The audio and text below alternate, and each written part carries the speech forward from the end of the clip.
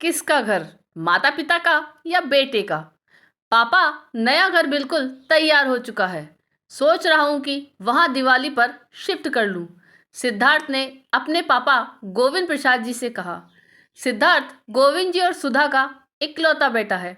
सुधा वहीं पर बैठी मूक दर्शक बनी चुपचाप सुन रही है।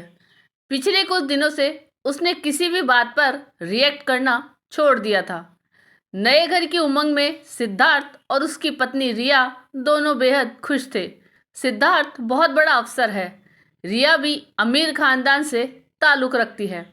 गोविंद जी ने अपने घर को बहुत चाव से बनवाया था। कोठी, बाग बगीचा सब कुछ था। परंतु जब सिद्धार्थ ने कहा कि उसने भी एक घर का सपना देखा है, अपने घर का, ये सुनकर गोविंद जी आश्चर्यचकित रह गए थे। अपना घर? तो ये किसका घर है? नहीं पापा, ये घर आपका है। मैं अपने घर को अपनी मेहनत से बनाना चाहता हूँ। फिर उसने उनसे कुछ पूछने की जरूरत नहीं समझी थी। सब कुछ रिया और उसकी मर्जी से होने लगा था।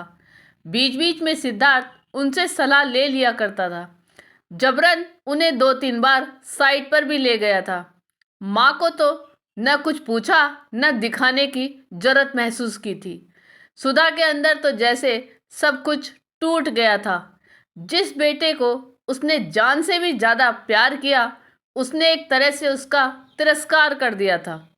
तिरस्कार बोलकर ही नहीं, चुप रहकर भी किया जा सकता है। सुधा महसूस कर सकती थी। रिया ने बहू के रूप में कभी उन्हें कोई तकलीफ नहीं दी थी। अमीर घर की बेटी होने के बावजूद उसका व्यवहार बेहद संस्कारी और संयमित था। 5 साल का गोलू और रिया घर की रौनक थे। सुधा ने कभी भी रिया के साथ बुरा बर्ताव नहीं किया था। गोलू में तो सुधा की जान बसती थी, पर सुधा बेटे के व्यवहार से बहुत ही आहत हो गई थी। कभी कभी गोविंद जी से अकेले में बात करते हुए पूछती, ये मुझे मेरे किन पापों का फल मिला? एक ही बेटा, वह भी घर छोड़कर चला जाएगा। गोलू और रिया ये कहकर उसके आंसू निकल जाते। मैंने तो अपने सास ससुर की दिल से सेवा की, कभी उनका दिल नहीं दुखाया। अम्मा जी ने तो अंतिम समय मेरे सिर पर हाथ रखकर आशीर्वाद दिया था कि ईश्वर हमेशा तुझे खुशी देवे। फिर पता नहीं हमारे परिवार को किसकी बद्दुआ लग गई। धीरे धीरे दुख मना कर उसने अपने दिल को समझा लिया था। गोविंद जी उसे समझाते कि तुम्हारा जब मन करे वहाँ चली जाना। बेटे की तरक्की पर दुख नहीं मनाते, खुश होते हैं। रिया और सिद्धार्थ एक एक चीजें चुन चुनकर ला रहे थे। गोविंद जी को बेटे से दूर होने का दुख था, पर उन्होंने जाहिर नहीं किया। वो उसे महसूस कराते कि वो उसकी खुशी में खुश है। आज धनतेरस है। गृह प्रवेश की सारी तैयारियां हो चुकी थी। सिद्धार्थ और रिया नए घर की खुशी में बेहद उत्साहित थे।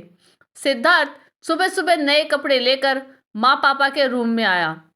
पापा के लिए खूबसूरत सिल्क का कुर्ता बंद गले की जैकेट के साथ और माँ के लिए बेहद सुंदर सिल्क की साड़ी, मम्मी के पसंदीदा हरे लाल रंग की। माँ, पापा जल्दी से तैयार हो जाइए, 11 बजे का मुहूर्त है। सुधा चुप थी, सोच रही थी कि बस तैयार हो जाओ और चलो। अंदर जैसे कुछ खत्म सा हो गया। न कोई उत्साह, न कोई खुशी। उसे जाकर सिर्फ खड़े होना है। गोलू आकर उसके गले से झूल गया। दादी माँ, आप मेरे साथ चलोगी ना? आंखों में आंसू भरकर उसने गोलू को छाती से चिपका लिया। सुधा गाड़ी में पूरे रास्ते भर चुप थी। जिस दिन भूमि पूजन हुआ था, उसके बाद आज वो घर देखने जा रही है। गाड़ी से उतरते ही सामने बेटे की कोठी को बहुत खूबसूरत आधुनिक तरीके से डिजाइन किया गया था। आओ माँ, बेटे ने माँ का हाथ पकड़ लिया। महीनों बाद उसने कुछ कहा। सुधा सोच रही थी कि आज नए घर की उमंग में अपनी माँ से अबोला खत्म कर रहा है। घर के मेन गेट पर नेम प्लेट देखकर सुधा स्तब्ध हो गई। सुधा गोविंद निवास। उसका दिल बहुत तेज से धड़क उठा। बेटा माँ के चेहरे के भाव पढ़ने की कोशिश कर रहा था। अंदर रिया खड़ी मुस्कुराई। आइए माँ, आपके नए घर में आपका स्वागत है। ये लीजिए आपकी अमानत। रिया ने घर की चाबियां सुधा के हाथ में रख दी। बेटे ने माँ का हाथ चूम लिया। माँ, अपने एक नए घर में भगवान के लिए भोग अपने हाथों से बनाओ, पर प्रसाद मेरी पसंद का होगा। सुधा समझ ही नहीं पा रही थी क्या बनाऊं। सुधा की आंखों से आंसू टपक पड़े। हलवा बनाऊंगी, मेरे कान्हा जी को और तेरी पसंद का। पहले अपना और पापा का रूम देख लो। माँ सुधा को लगभग खींचते हुए रूम में ले गया। सुधा देख रही थी उस रूम में सब कुछ उसकी पसंद का है। पापा के लिए रॉकिंग चेयर, उसके लिए सामने से खुलने वाली खिड़की, सुबह सुबह सूर्य की पहली किरण के दर्शन, सूर्य भगवान को नमन करना, ये उसका सपना था जिसे वे कभी सिद्धार्थ से कहा करती थी।